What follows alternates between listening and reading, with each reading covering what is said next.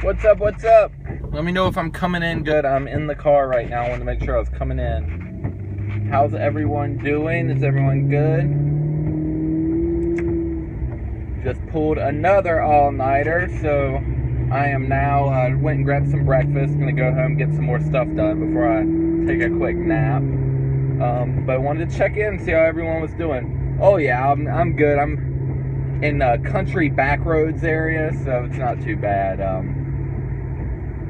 Not much going on here, so it's fairly safe. The key's just not to look at the screen, right? We kind of chat it up, but not so much look at the screen. So, big marketing tip that I see so many beginner marketers or even long-term marketers that aren't happy with where they're at make is simple. It's the fact that you concentrate on the front end. You concentrate on the front end sale. See, the pros and the people who have the most success, I could care less about the front end. I will lose money on a front end sale every single time to get a customer in because I know my back end is going to make me my money. So the beauty is when you have this mentality, it's no longer how little can I spend to get a customer, it's how much can I spend to get a customer. Because when you get to a point where you can outspend your competition to acquire a customer, you can spend more and lose more, so to speak, on the front end.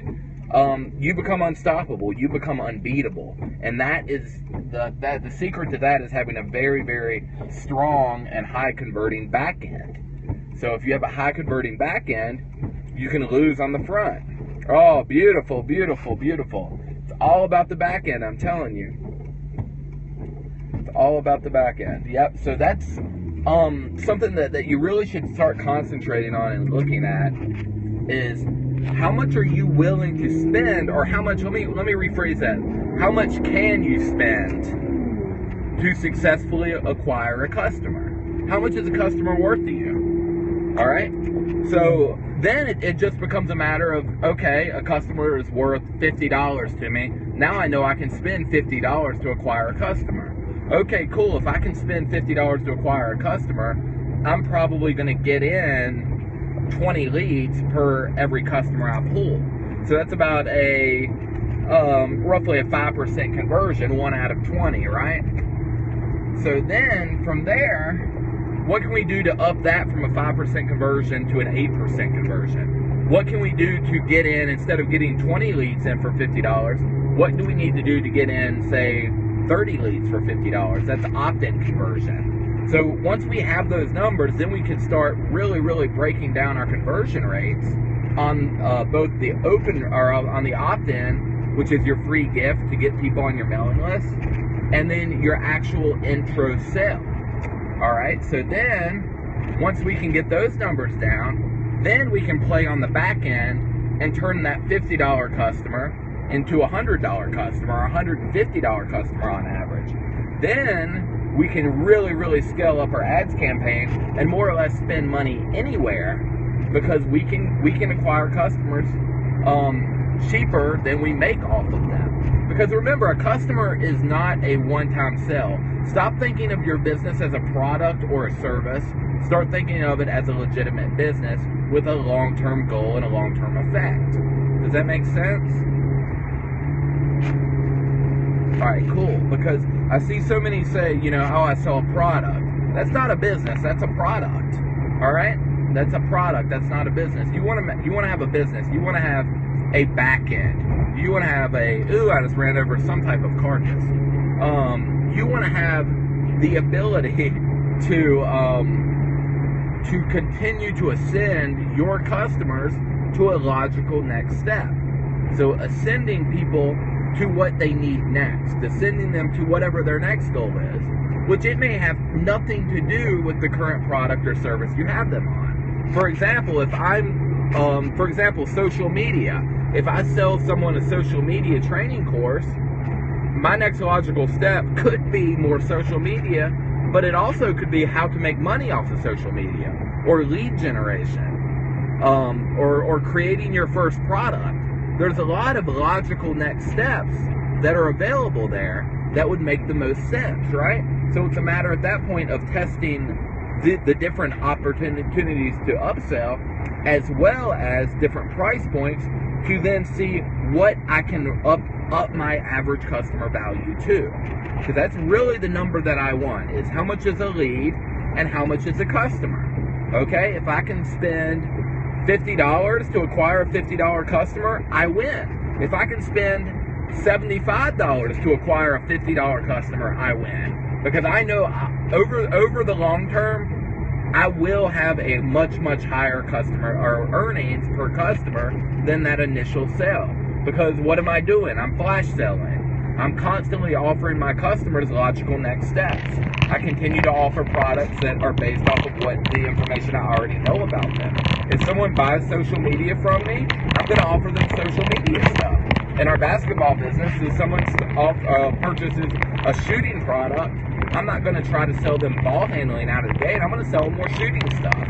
So I want to make sure that I target extremely, extremely tight, and then from there, upsell them logically based on the information that I now know. Once I run out of upsells or flash sales based on the information I know, again, for example, selling more shooting product stuff to a shooting basketball player, right? So if someone comes to me and they're looking for shooting stuff, I'm not going to say, here, check out this jump program. No, I'm going to say, listen, here's shooting stuff. Hey, if you buy that and you like that, here, try this one-click opportunity, upsell opportunity or one-time offer for a three-point shooting guide, or your, a jump shot guide, or something more specific to shooting. Then after that, and I run out of jump shot stuff or shooting stuff to sell them, then I can send them into, hey, would you be interested in some jump training, or would you be interested in ball handling? So I want to make sure that I really, really target what I know they're interested in first, and make sure I continue to sell them all the stuff that I have based on their interest first before I send them. Does that make sense? Because I see it way too often. I buy a lot of products, and I can care less what the product is. Tell me how nutty this is. I will buy good marketers' products, and I will never open the product. Why? Why is that? For example, a funnel product. Why would I buy a funnel product and never actually open the product? Because a marketer's best product is the funnel that they put you in to get you to buy their shit. Alright? So that is why I buy their stuff. And here's what else I do. I Camtasia the entire process. Because I want to have a Camtasia to rewatch their upsells, to watch their VSLs. I will then rewrite the VSLs that get me, that really capture me. I will rewrite those VSLs and figure out why. Okay? That's the best information from a marketer. And here I am, I sell this stuff. And I'm telling you what the best products are going to be. Alright? Go through the upsell funnels. Go through the funnels. Camtasia them or ScreenFlow them so you can rewatch them. Alright? And then because that's the one thing that's very important, while you want to Camtasia them, because what you're going to do while you're actually watching them is you're going to really think about your pain points and see how well they're hit. See how you emotionally respond to what they're telling you. Okay? See how they emotionally respond. That's very important. Because you want to see how you emotionally respond. Because if you're already thinking like a marketer going into this, and you're getting touched and they're hitting you in ways that are enlightening and exciting and interesting, then they will absolutely destroy someone who is not in that marketer mindset. Does that make sense? Because if you're in that marketer mindset and it's working on you, it will absolutely crush for someone who's not in that marketer mindset. So guys, this is big. Like, this is something that I learned early on, was you should always be looking at funnels. You should always be looking at funnels. Perfect. So glad to hear that. So glad to hear that. Because that's, because this is all what I'm talking about. This entire scope's on getting a high opt-in rate or customer value, upselling, ascending.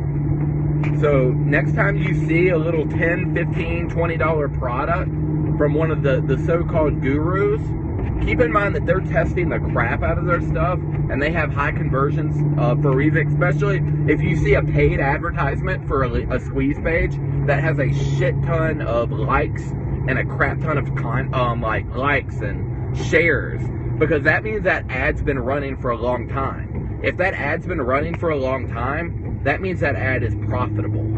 Okay, so those are the ones you really want to target. So when you see a guru or someone in your, in a nearby market or something similar that's doing really well, pop up on your Facebook with an ad that's been around a while, opt in and buy their stuff and Camtasia their process to see why. Cool? Cool.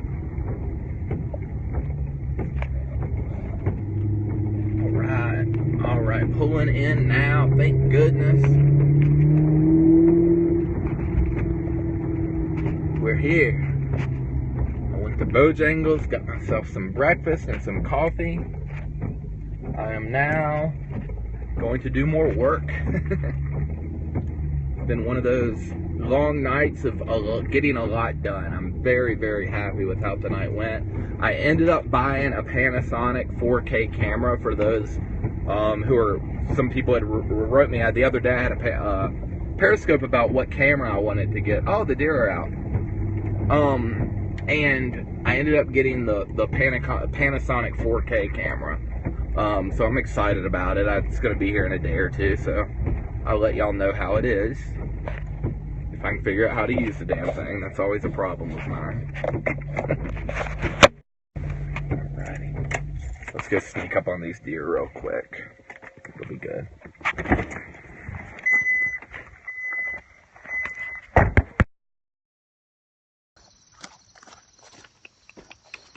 Where they at?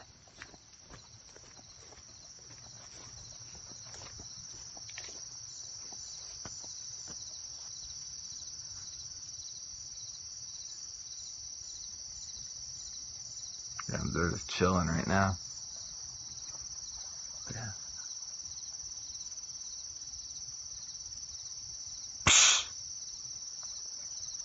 I know, right? There they go.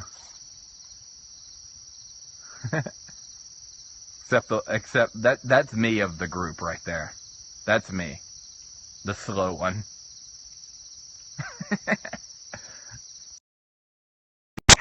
Alright, y'all. I'm going to hop in, get some work done. But thank you guys for hopping on. I'm going to eat, and I'll be back later. Yeah, I'm definitely the curious one. I'm definitely the one that is the risky of the group, the risky one. But yeah, I'm going to head in, grab something to eat, get some work done, take a nap, go to the office, and do it all again. So I will talk to y'all later today. I hope you have a great one. For those on the other side of the world, I hope you're having a great day. So.